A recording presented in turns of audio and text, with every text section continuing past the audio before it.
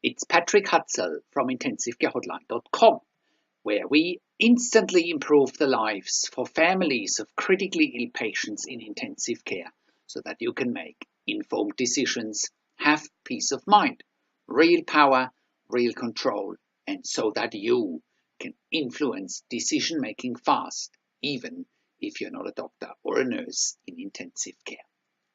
This is another episode of Your Questions Answered.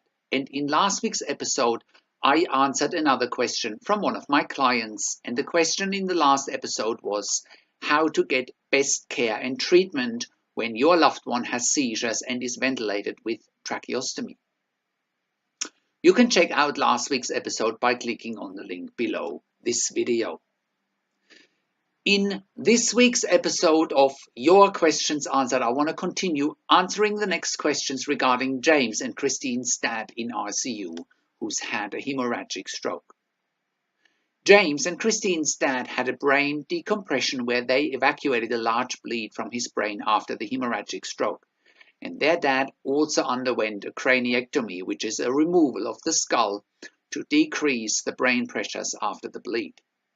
James and his sister Christine were getting their dad in one of the best hospitals in the United States, the Cleveland Clinic in Ohio. In the meantime, their dad was getting a tracheostomy because he couldn't be weaned off the ventilator and the breathing tube. He also had a PEG tube for feeding inserted.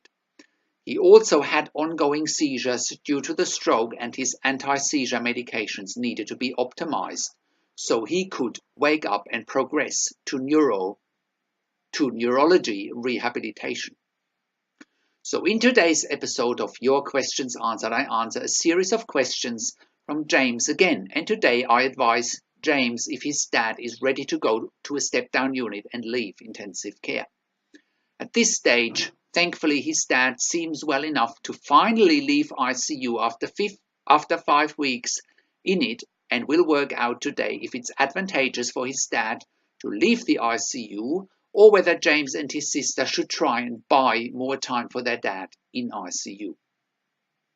So today's consulting and advocacy session is another excerpt from various one-on-one phone and email consulting and advocacy sessions with me. And the topic this week is part of this series of one-on-one consulting and advocacy sessions with me. And the topic this week is it time for my dad to go to a step-down unit after he's come off the ventilator, or is it too early to leave ICU? So find out the answer to that question by reading the dialogue below this video. And if you are watching this on YouTube, please click on the link below this video. That will get you to our website where you can access the dialogue and read the dialogue between James and myself, and where you can get all the answers for him. So, how can you become the best advocate for your critically ill loved one? How can you make informed decisions, get peace of mind, control, power, and influence quickly whilst your loved one is critically ill in intensive care? You will get to that all-important feeling of making informed decisions, get peace of mind, control, power, and influence when you download your free Instant Impact Report now by entering your email below. In your free Instant Impact Report, you will learn quickly how to make informed decisions, get peace of mind, real power, and real control, and how you can influence decision making fast whilst your loved one is critically ill in intensive care. Your free Instant Impact Report gives you in-depth insight that you must know whilst your loved one is critically ill or is even dying in intensive care. Sign up and download your free Instant Impact Report now by entering your email below.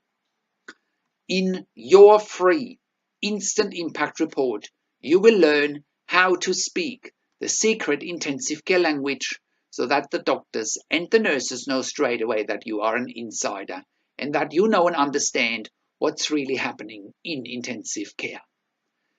In your free report, you will also discover how to ask the doctors and the nurses the right questions, discover the many competing interests in intensive care and how your critically ill loved one's treatment may depend on those competing interests, how to eliminate fear, frustration, stress, struggle, and vulnerability even if your loved one is dying. You get 5 mind-blowing tips and strategies helping you to get on the right path to making informed decisions, get peace of mind, control, power, and influence in your situation. You will get real-world examples that you can easily adapt to your and your critically ill loved one's situation. How to stop being intimidated by the intensive care team and how you will be seen as equals. You will get crucial behind the scenes insight so that you know and understand what is really happening in intensive care and how you need to manage doctors and nurses in intensive care, and it's not what you think. Thank you for tuning into this week's Your Questions Answered episode, and I'll see you again next week in another update. Make sure you also have a look at our blog section for more tips and strategies, or simply send me an email to support@intensivecarehotline.com with your questions. Also, have a look at our membership site, intensivecaresupport.org, for families of critically ill patients in intensive care. Or you can call me. Find international phone numbers on the top of the website. Also, have a look at our ebook section, and you can also get one-on-one consulting and advocacy with me via Skype, over the phone, or via email by clicking on the relevant tabs on the top of the website. This is Patrick Hutzel from intensivecarehotline.com, and I'll see you again next week in another update.